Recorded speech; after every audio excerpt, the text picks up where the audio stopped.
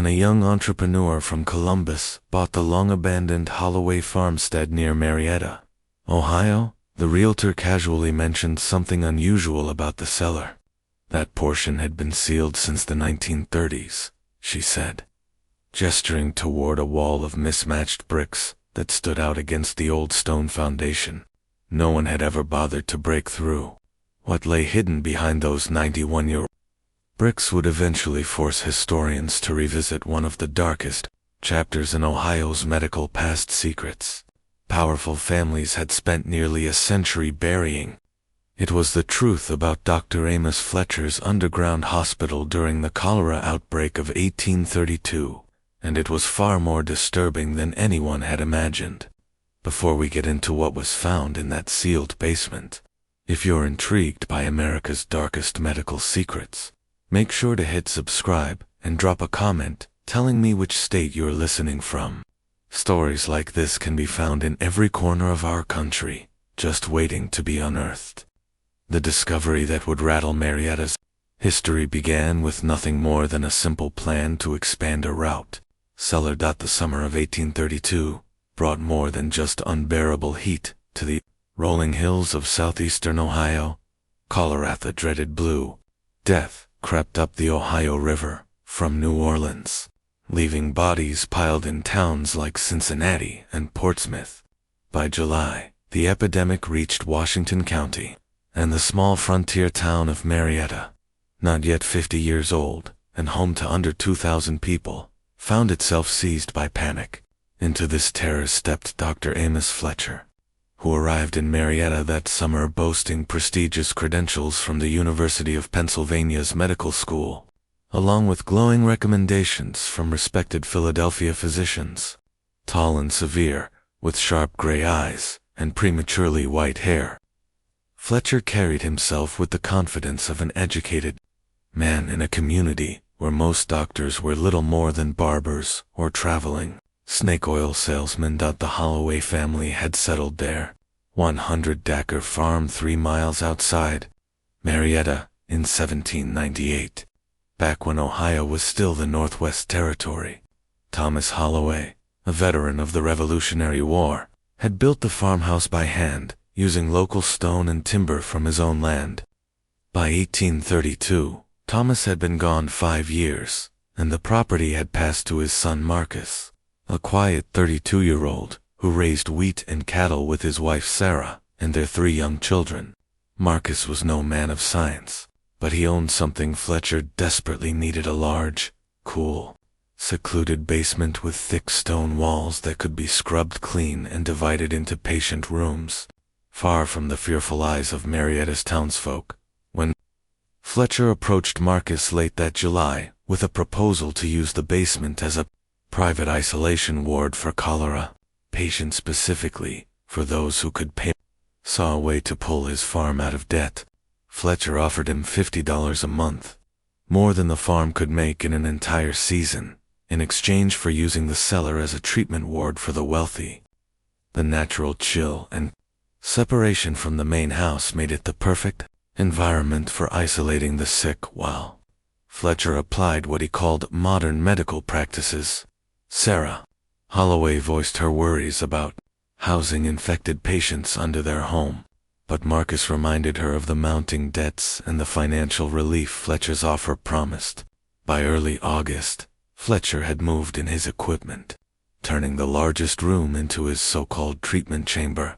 Smaller storage rooms were quickly converted into patient quarters, each with a bed, wash basin, and chamber pot.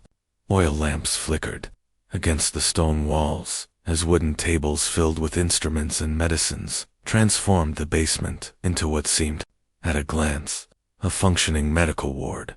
What the Holloways didn't realize was that Dr. Amos Fletcher had quietly been dismissed from Pennsylvania Hospital 6 months earlier for irregular practices and experiments the board had refused to sanction. His obsession with curing cholera had already taken him into dangerous territory, including unauthorized trials on charity patients who often died under his care. His departure from Philadelphia had been smoothed over in silence. with sealed letters and quiet warnings behind closed doors. The first patient arrived at the Holloway farm on August 15, 1832. Jacob Whitman, a successful grain merchant, brought his 22-year-old daughter, Elizabeth, who was already showing the telltale signs of cholera, cramping stomach, relentless diarrhea, and the bluish skin that gave the illness its name.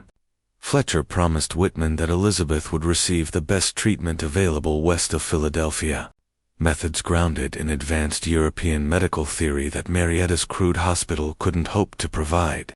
Whitman paid the hefty fee of $25, nearly a year's wage for agreed to Fletcher's rule that he could not see his daughter for 3 days due to quarantine. Elizabeth died that very night. Fletcher's methods, unknown to the families who entrusted him with their loved ones, were built on a radical theory he had devised in his final months in Philadelphia, believing cholera came from corrupted humors in the blood. He insisted the only cure was extreme purging and massive bloodletting. His approach, what he called graduated depletion, often involved drawing up to 2 quarts of blood from a single patient, while simultaneously giving massive doses of calomel, a mercury-based compound meant to induce violent purging. While bloodletting and mercury treatments were not unusual for the time, Fletcher's methods were brutal even by those standards. Where most doctors drained 8 to 12 ounces of blood, Fletcher routinely drained 10 times that. Where others prescribed calomel in tiny doses, Fletcher forced amounts strong enough to poison a healthy adult. He kept meticulous notes in a leather-bound journal locked in a wooden chest. These entries, written in his sharp, deliberate handwriting, would later become the most damning evidence of what truly went on in that basement. Patient presents with typical cholera symptoms, Fletcher wrote of Elizabeth Whitman. Commenced depletion at 2 p.m. Initial bleeding of 24 ounces. Pulse weakened but complexion improved. Administered 15 grains, calomel with laudanum. Second bleeding at 6 p.m. 20 ounces. Marked improvement in humoral balance. Patient resting. Third bleeding scheduled at midnight. What Fletcher described as improvement was, in reality, the steady collapse of a young woman drained of her strength and poisoned beyond recovery. Elizabeth didn't die of cholera. She died from blood loss and mercury toxicity, her body destroyed by Fletcher's so-called cure.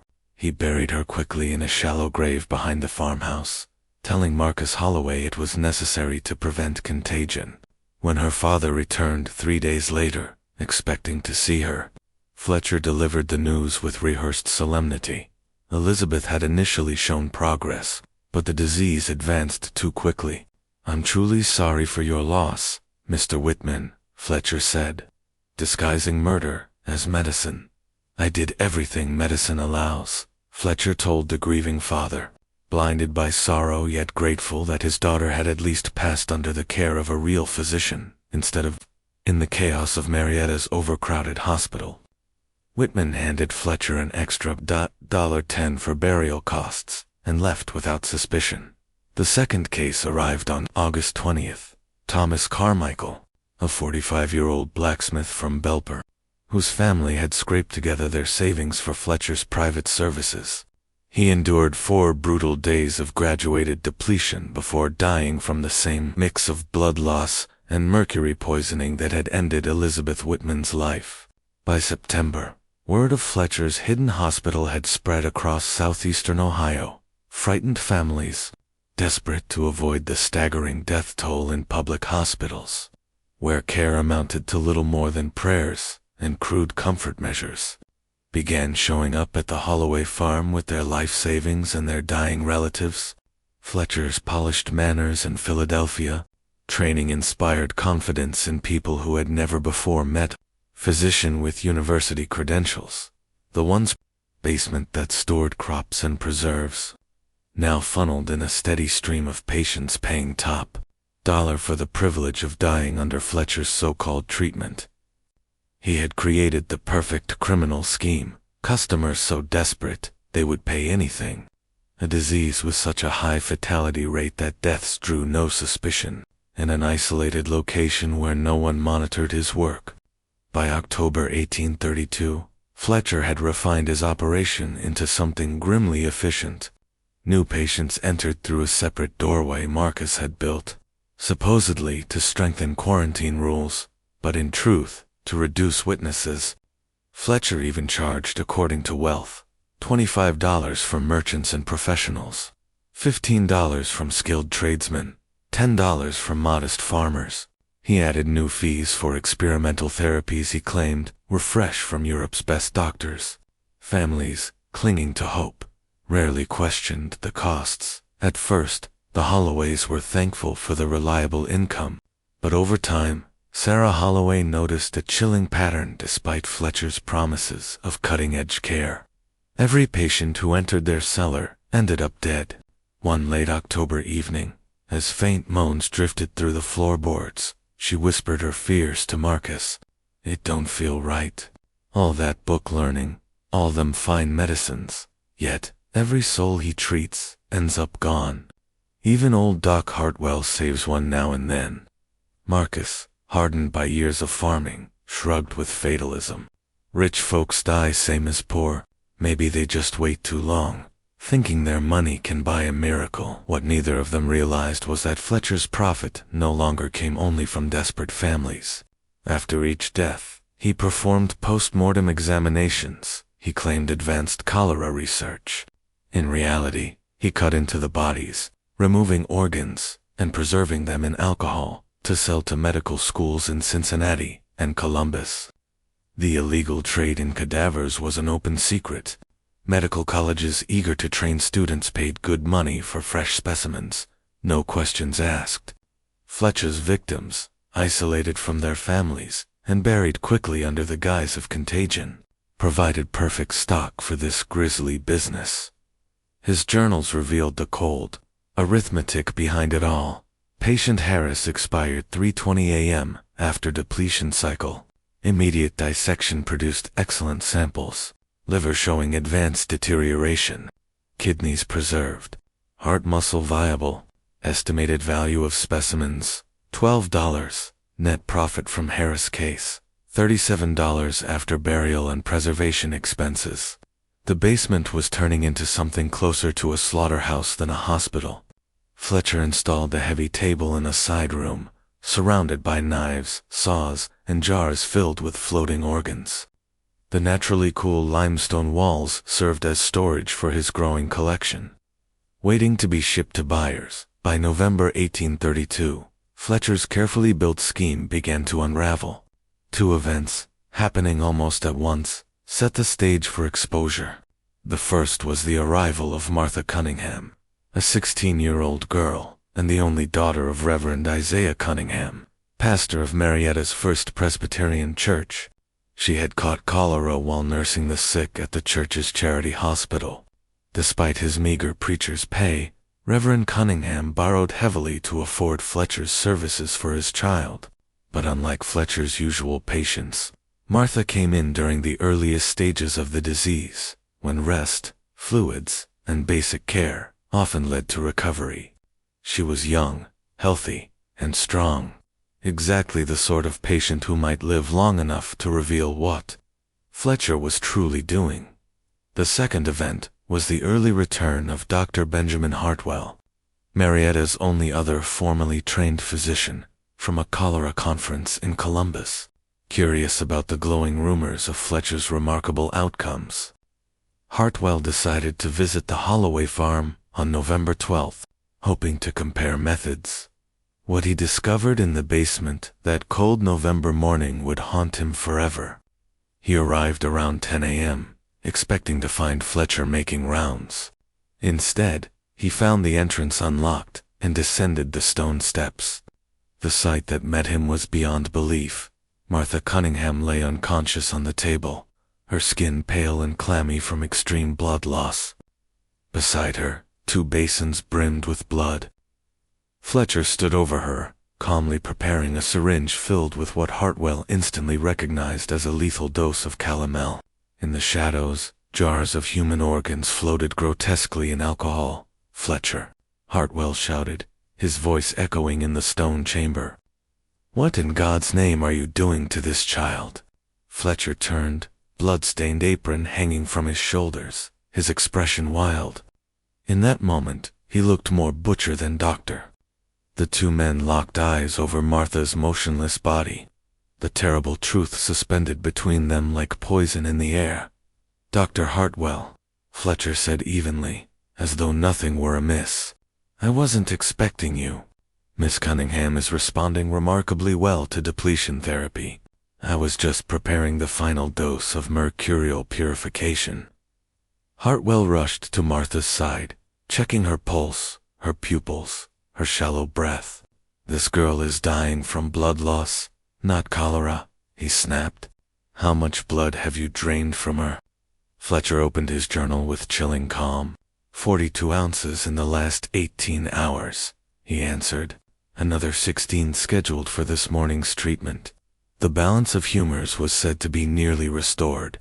42 ounces. Hartwell's voice cracked with disbelief. "That's nearly 3 quarts you've bled this child almost to death." What followed was a furious argument that echoed through the farmhouse above. Fletcher clung to his methods with desperate conviction, citing European medical theories and his own observations. Hartwell, horrified by what he had seen, demanded that Fletcher stop immediately and allow him to examine the other patients. But the confrontation took a grim turn when Hartwell discovered that Martha Cunningham was Fletcher's only surviving patient. The other beds in the cellar stood empty, their occupants dead under Fletcher's care, buried one by one in the growing graveyard behind the farmhouse. "Where are the others?" Hartwell pressed. Fletcher's reply was chilling in its casualness. "They succumbed to advanced stages of the infection before my treatments could take effect. The disease has been unusually virulent this year." Hartwell's medical training told him something was terribly wrong. Even at the height of cholera epidemics, mortality with proper care rarely climbed above 60%. Fletcher claimed to provide the finest medicine available, yet his rate was absolute. Every patient had died. Hartwell now carried a grave burden. He was morally and professionally bound to expose Fletcher's lethal practices, but doing so would implicate the Holloway family, who had provided the facility, and would ruin the reputations of the influential families who had entrusted loved ones to Fletcher's care. In a small, tightly bound community like Washington County, scandal could spread faster than disease. These families were Marietta's backbone craftsmen and landowners whose reputations for sound judgment defined their status. To admit they had been duped by a fraud would stain their names for generations. Hartwell began treating Martha Cunningham at once, trying desperately with fluids and rest to undo the damage Fletcher had caused. At the same time, he summoned Reverend Cunningham and several of the town's leading figures to the Holloway farm, insisting they come without delay to discuss Fletcher's medical practices. That afternoon, men representing the pillars of Marietta society gathered Reverend Cunningham, Judge William Putnam, Merchant Samuel Fearing, and banker Nathan Gilman. Each of them had either entrusted family members to Fletcher or had urged neighbors to do so. When Hartwell revealed the truth, the revelation hit like a hammer blow. The physician they had celebrated as a man of science was nothing more than a killer, systematically draining lives while charging premium fees. Beneath their feet lay proof of fraud, malpractice, and perhaps murder itself. Fletcher, cornered, tried to defend himself. Producing his journal, he read aloud detailed notes of each case, claiming his methods were grounded in legitimate medical science, and that deaths were the unavoidable result of a savage epidemic. "Gentlemen," he said, slipping into the tone of a lecturer, "I understand your shock. What looks extreme to the untrained eye is, in fact, the cutting edge of European medicine. Every treatment I gave was intended to preserve life." Judge Putnam, who had buried his nephew just 2 weeks earlier, under Fletcher's care, snapped back coldly. "Are you telling us bleeding a 16-year-old girl nearly to death is standard medical practice?" Fletcher's answer was immediate. In cases of severe imbalance, yes. Corruption must be drawn from the body before healing begins. Miss Cunningham's survival will prove my methods. But she did not survive. Despite Hartwell's efforts, Martha Cunningham died that very evening, her young body too weakened to recover. Her death, witnessed by all, stripped away the last illusion. Fletcher's practices were no medicine at all. They were murder. The men now faced a terrible decision. Fletcher's exposure would not just condemn him, it would shatter their community. A public trial would drag every secret into the open, revealing that Marietta's most prominent citizens had been deceived and their kin destroyed. The scandal would stain the town far beyond Washington County, ruin its reputation, topple businesses, and drive property values into collapse. Judge Putnam, grieving his nephew, yet wary of the larger fallout, said grimly, "If this becomes public, it won't just end us as men. It will destroy Marietta itself. Who will trust merchants who could not recognize a fraud? Who will trust a judge who sent neighbors to a killer?" Reverend Cunningham, shattered by his daughter's death, yet mindful of his congregation's fate, agreed that perhaps quiet justice would be better than open ruin. The families deserved truth, he argued, but also the dignity to remain standing in their community. A compromise was reached. Fletcher would be confronted privately and forced to leave Ohio at once. His crimes would be documented but hidden unless he refused. It was an uneasy solution, but the only one that seemed to protect the living. Fletcher, however, rejected it outright. He swore he would face trial before fleeing like a criminal, and threatened to expose the Holloways and others who had supported him. If they forced him out, he would drag them down with him. Through the long night of November 12th, he remained barricaded in the cellar, while the leaders argued above. Marcus Holloway, terrified his family would be destroyed by exposure, begged them to find a way out that would shield the innocent. The crisis broke just before dawn on November 13th. Fletcher tried to escape through the basement's outer entrance, but Judge Putnam and Samuel Fearing were waiting. At sunrise, Fletcher's body was found at the foot of the stone steps, his skull shattered. Judge Putnam insisted Fletcher slipped in his flight, striking his head against the limestone. Fearing backed his claim, saying the death was clearly accidental. Yet when Hartwell examined the body, the injuries suggested something more violent than a fall. Still, he understood the choice before them: acknowledge vigilante justice or shield the community. In the end, he wrote Fletcher's death as accidental trauma. Fletcher's end resolved the immediate question of what to do with him, but it left the town with new burdens. They were no longer concealing a fraud, but now also an apparent killing. And while Fletcher was gone, the shadows of his crimes and the choices made to bury them would hang over Marietta for years to come. The basement, filled with evidence of Fletcher's crimes: his journal, surgical tools, preserved organs, and the crude treatment area, had to be dealt with swiftly and permanently. It was decided that the cellar would be sealed forever, entombing every trace of what had occurred there and turning it into a silent monument to the community's darkest secret. Marcus Holloway, desperate to shield his family from disgrace, agreed to brick up the entrance and never speak of it again. The official story, carefully woven and endlessly repeated, was that Dr. Fletcher had died in an accidental fall while treating cholera patients in his private hospital. His sudden death, they claimed, forced the closure of the basement to prevent the spread of disease. Those who had died under his hand were said to be nothing more than victims of the epidemic. Reverend Cunningham held a brief funeral for Fletcher, attended only by the few men who knew the truth.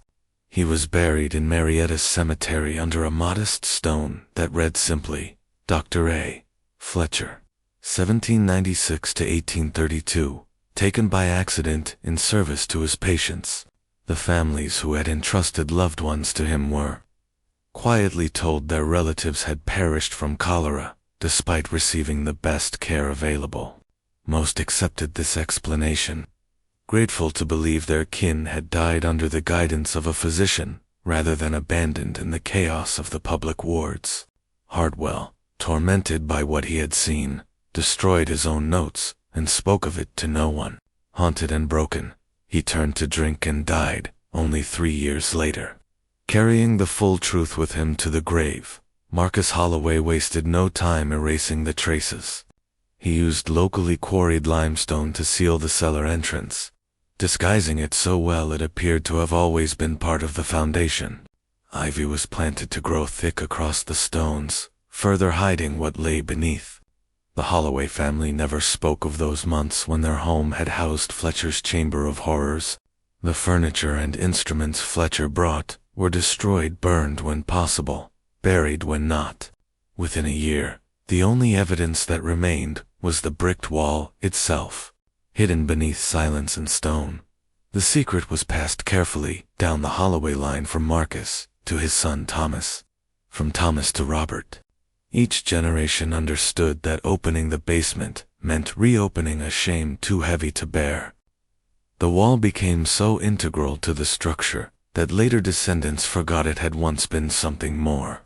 Time softened the memory of the cholera epidemic of 1832, reducing it to church records and names etched on weathered stones. Families who had lost loved ones repeated stories of kin who had died during the plague, believing they had received skilled care from a selfless Eastern doctor who gave his own life for his patients. In fact, Fletcher's reputation, preserved by the lies, grew brighter over time. He came to be remembered as a tragic hero, and some families even named their sons Amos in his honor. The town's medical society established a small scholarship in his memory. Meanwhile, the Holloway farm flourished. Marcus lived into his late 70s, taking his knowledge of the nightmare below to his grave in 1878. His wife Sarah followed a decade later, having never uttered a word of what she had endured. By the turn of the century, with all the first-hand witnesses long gone, the sealed basement was little more than an oddity, a space cut off from the rest of the foundation, too costly to excavate or repair. The Holloway heirs occasionally discussed opening it, but the expense and difficulty of reconstruction kept them from trying. During the Great Depression, crushing debt forced the family to sell the farm, ending more than a century of Holloway ownership. The property passed into the hands of Eastern European immigrants, who spoke little English and cared nothing for local lore. They worked the land hard and without sentiment, sealing unused sections of the house to conserve fuel, including the area above the bricked-up basement. Over the following decades, the farmhouse changed owners many times as farming gave way to industry and suburban growth. Each new family noted the sealed-off section, assuming it was caused by water damage or structural failure. But no one thought to dig deeper. Then, several years ago, a young businessman from Columbus purchased the long-abandoned Holloway property, hoping to restore the 19th-century house as a weekend retreat. He hired contractors to modernize its plumbing and wiring. Their work required basement access, and when they encountered the bricked wall, they assumed it was part of an old renovation. But safety codes demanded they inspect the sealed area before continuing. On a chilly spring morning, the new owner and his crew began chiseling through the limestone. The mortar, hardened over 90 years, resisted like concrete. It took power tools and hours of effort before the first gap appeared. The warning came with the smell of heavy, organic mustiness that suggested trapped air and long-decayed matter. As the opening widened, their flashlights revealed wooden shapes, corroded metal, and glints of glass. When the hole was large enough, the new owner squeezed inside, becoming the first person to set foot in the hidden space since November 1832. What he found shook him to his core.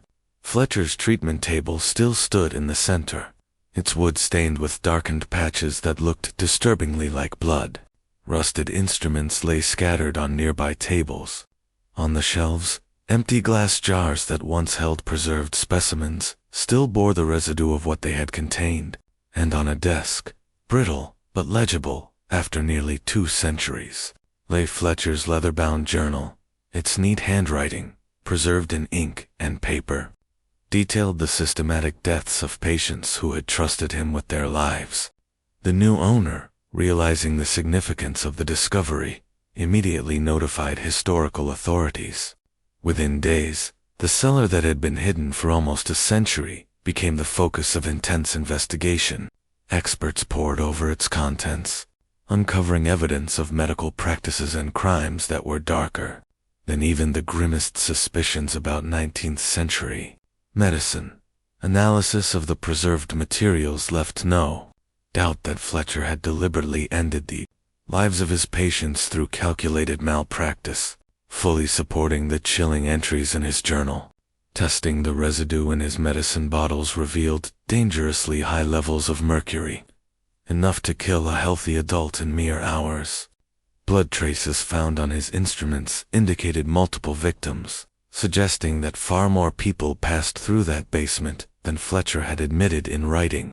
Most disturbing of all, investigators uncovered evidence of at least a dozen human burials near the farmhouse, proving that his tally of victims was even higher than recorded. The discovery of the basement shifted historical understanding of early Ohio's medical practices and raised troubling questions about how such atrocities had remained hidden for so long. Records from churches, courthouses, and families in the 1830s showed patterns that should have aroused suspicion, yet were either overlooked or intentionally concealed.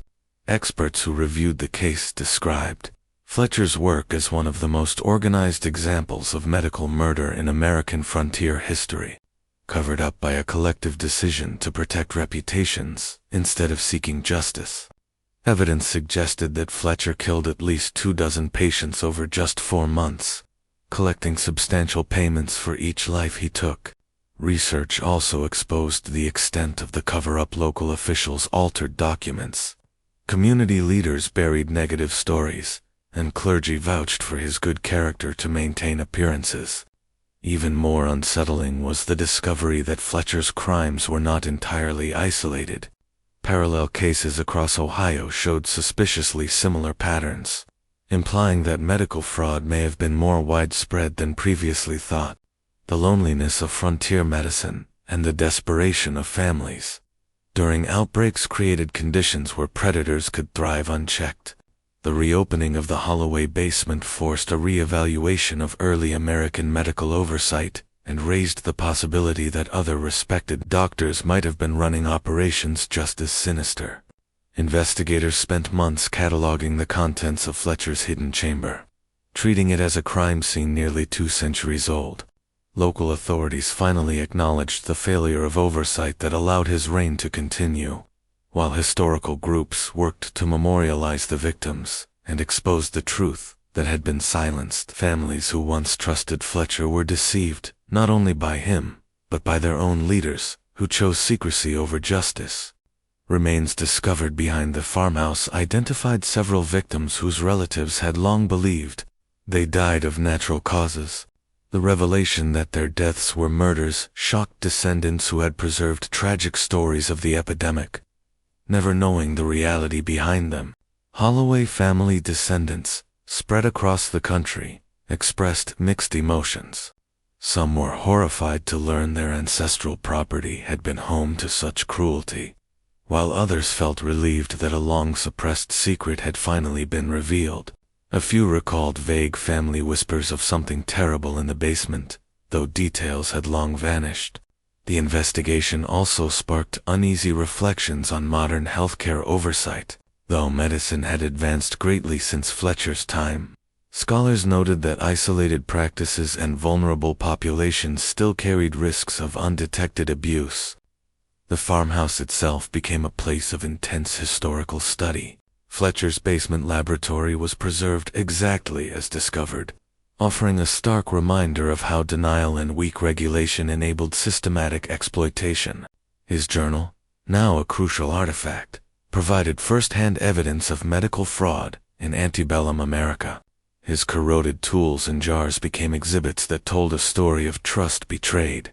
The property's new owner chose preservation over personal use, recognizing the site's importance as evidence of crimes against humanity. The discovery inspired broader investigations into other historical medical sites across the region, while none revealed horrors as dramatic as Fletcher's chamber. Many raised suspicions of malpractice hidden during epidemic years. Descendants of Fletcher's patients began establishing memorials, determined to highlight the importance of transparency and accountability in medicine, principles tragically absent in Fletcher's time. Fletcher's grave in Marietta Cemetery soon became controversial. Some demanded his removal from the honored section, arguing a killer did not deserve the dignity of resting among respected citizens. Others argued that the stone itself should remain, serving as a grim reminder of how a community can be deceived by authority figures. The cholera epidemic of 1832 had already claimed thousands across Ohio, but Fletcher used the crisis as camouflage to prey on the vulnerable. His systematic betrayal of trust turned tragedy into something far darker, marking one of the most chilling episodes in American medical history. Ethicists studying the case highlighted the factors that made it possible: the remoteness of rural practice, families' desperation during outbreaks, the absence of licensing or regulation, and most importantly, the community's willingness to protect its image rather than confront justice. The Holloway basement discovery forces questions far beyond Fletcher's crimes. How many physicians used epidemic fear as cover for fraud and murder? How many towns chose silence to avoid scandal? And how many families carried false stories of selfless medical care, never realizing their loved ones had been victims of deliberate betrayal by those they trusted to heal them? The limestone wall that hid Fletcher's crimes for 91 years now stands as a chilling reminder of how far communities will go to protect their reputations through silence and denial. Yet it also proves that truth has a way of resurfacing, and that burying evidence of systematic abuse only delays justice while magnifying the harm. Fletcher's carefully kept journal, filled with precise notes of medical murder disguised as treatment, shows how dangerous a predator can be when shielded by the appearance of respectability and professional authority. His victims trusted him not despite his status, but because of it, making his betrayal deeper and his crimes even harder to forgive. The basement, once known as Fletcher's Chamber of Horrors, now serves as a site where researchers and the public confront the importance of oversight, transparency, and accountability in medicine. Its preservation isn't meant to sensationalize past horrors, but to warn against future ones, showing how quickly healing can turn into harm when safeguards are ignored. Perhaps the most striking lesson from Fletcher's basement is that silence never erases crime. It only hides it long enough to create greater shame later. The leaders who chose to wall off Fletcher's lab believed they were sparing their town from disgrace. But instead they left behind a legacy of shame that could only be lifted when the truth finally came to light nearly 2 centuries later. Investigators who uncovered the basement were confronted with crimes so shocking that even seasoned historians struggled to process them. The space was deliberately preserved to teach future generations what happens when medical authority is abused, and entire communities choose denial over accountability.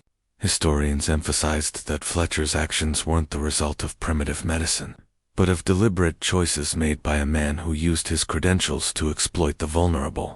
Even with today's regulations, the story remains a warning that vigilance is always required to prevent abuse in healthcare. Just when we think we've heard the worst, the Holloway basement forces us to see how fragile trust can be, and why accountability must never be taken for granted. If this story sends chills down your spine, share it with someone who loves dark mysteries. Hit the like button to support us, and subscribe so you don't miss stories like this. Who knows what other secrets may still be hidden behind the walls of America's oldest buildings. The Fletcher case also demonstrates why it's essential to preserve even the darkest chapters of history. While the temptation is to cover up past crimes, the Holloway basement proves that truth eventually emerges, often at unexpected times, in ways that force communities to confront both the crimes and their own role in hiding them.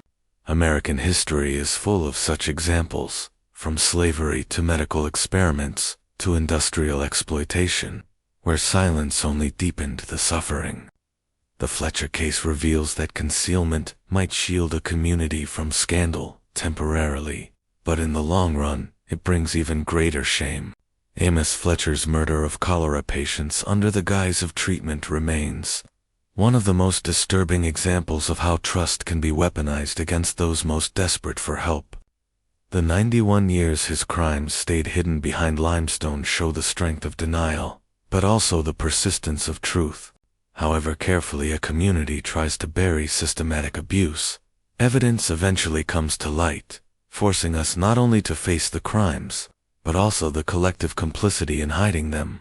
The families who paid Fletcher high fees, thinking they were buying care, later learned their loved ones were victims of calculated murder. Their descendants, uncovering the truth nearly 2 centuries later, now carry the weight of that betrayal. This shows how the cost of concealment stretches across generations, long after the crimes themselves. Fletcher's leather-bound journal, a meticulous record of murder disguised as medicine, reminds us that even the most methodical criminals leave evidence. But such evidence is meaningless unless someone is willing to read it, investigate it, and act. For 91 years, that book sat in the basement, recording horrors no one dared to acknowledge. This case proves that the greatest threats to public safety don't always come from obvious villains, but from respected professionals who exploit their authority to destroy the very lives entrusted to them. What do you think of this case? Do you believe the full truth has been revealed? Or could more hidden basements, like Fletcher's, still exist in America's historic buildings? Share your thoughts in the comments. And if you enjoyed this story, subscribe, hit the notification bell, and send it to a friend who loves mysteries.